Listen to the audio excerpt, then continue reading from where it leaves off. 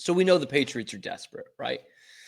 You kind of have to be when you've won 8 games in 2 years. You have to be desperate. And now you're on the third coach in 3 seasons. You're probably on borrowed time with the general manager. The owner has lost a lot of the banked credit that he had with the fan base, and you are struggling to just be a regular, normal franchise and not being the worst franchise, let alone the worst team, the worst franchise in the NFL. This is as desperate as we've seen the Patriots in an entire generation, and it's as desperate as you'll see a team without them coming out and saying, we're hella desperate.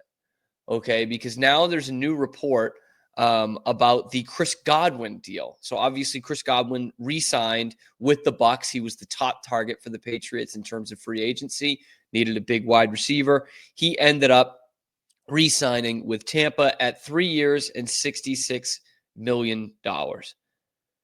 And the Bucs GM said this weekend, quote, there were several teams that inquired, but there was one that kept writing him blank checks. We got to a point of what we could do in order to keep everything together and add some pieces here, and he took it. I wonder who's writing the blank checks there. I wonder if it was the team that Bill Barnwell of ESPN said earlier this month, or earlier last month, I guess, that the Patriots were going to pay upwards of $30 million a year, an extra $24 million than what the Bucs were going to offer him. I wonder if that's the team that they're talking about writing blank checks. We've heard this figure thrown around, $30 million for Chris Godwin. We heard north of $30 million for Brandon Ayuk in a deal that would have happened in the offseason before the 2024 season. The Patriots are ready to throw like almost league record kind of money at that position to get a competent NFL wide receiver in this room. Chris Godwin is 29. And I like Chris Godwin, by the way. I thought he should have been their top free agent target. But Chris Godwin is 29, and he's coming off a major ankle injury that sidelined him for half the year last year. And there's questions about his availability at the beginning of this year. And the Patriots are ready to give him $30 million. And we as a fan base have all accepted that is probably what it's going to have to be. You know, the guy is nearing Justin Jefferson and CD Lamb money for Chris Godwin. And we're all like, well, yeah, that's kind of what you have to do. And the most damning part about all of it is that he turned it down to stay in Tampa for $8 million less a year on the 3-year deal. So, look, maybe that's the money he's saving with having no state income tax in Florida or whatever. But they turned you down over $20 million more in that contract scenario. And he turned you down to stay in Tampa. So the only thing worse than the Patriots being as desperate as they are is the fact that it's still not working. They still can't get NFL wide receivers here. And all the stuff that, your Patriot haters, reporters talk about, Burt Breer and the like, about saying how nobody wants to come here. Like, the proof is in the pudding. Milton Williams, you had to make the highest paid player in the history of the organization for a guy who plays 50% of the snaps. Now, that's not I like Milton Williams, but still, we're not talking about bringing in a big-time quarterback or a big-time wide receiver or a shutdown corner or somebody who plays 80% of the defensive snaps. We're not talking about that. We're talking about a defensive tackle who plays half the defensive snaps. And you got him because you're paying him $26 million a year. You offered Chris Godwin 30. Again, not Justin Jefferson, not CD Lamb, not Brandon Ayuk of a year ago, not T. Higgins. You offered it to Chris Godwin, and he said, no, you can't even bring in the B-plus level receivers at A-plus level money to come and play here. Like, you want to talk about how great Drake May is, and I believe he is the franchise quarterback for years to come. But it's like this harsh reality that the Kraft family now has to deal with, that probably Elliott Wolf has to deal with after all those years with Green Bay, of you can't just have the young, promising quarterback and attract everybody else.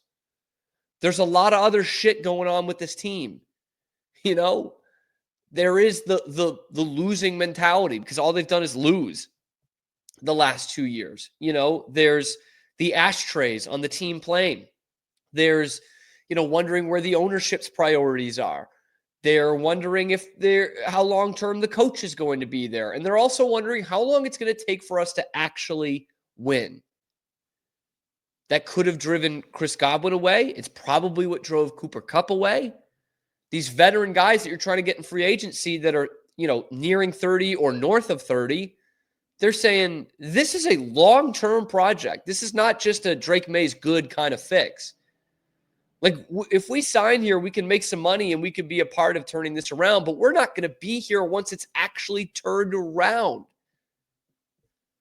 So blank checks aren't doing anything for them. That's the territory of the wilderness that you've entered as an organization, that you're writing blank checks to free agents, and that's not even luring them in here.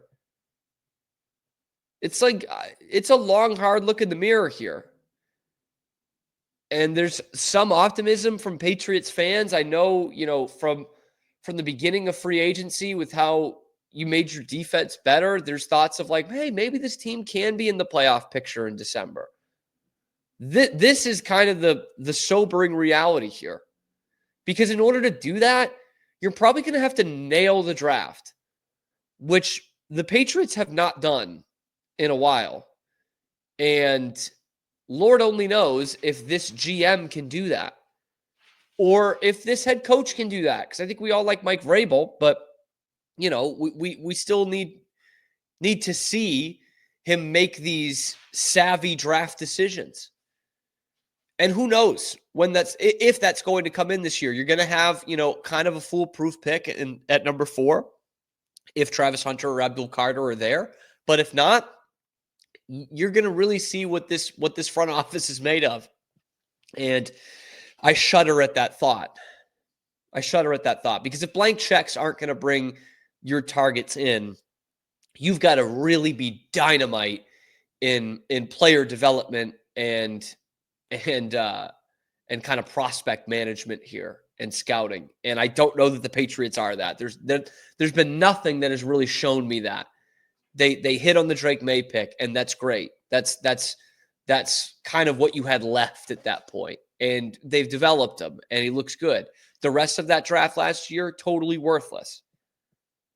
Your second-round pick with a first-round grade in Jalen Polk was awful. Lab McConkey, the guy who you traded with, basically, with the Rams to go and get, was an awesome rookie player. It was the Chargers. Lab McConkey was an awesome player in his rookie year.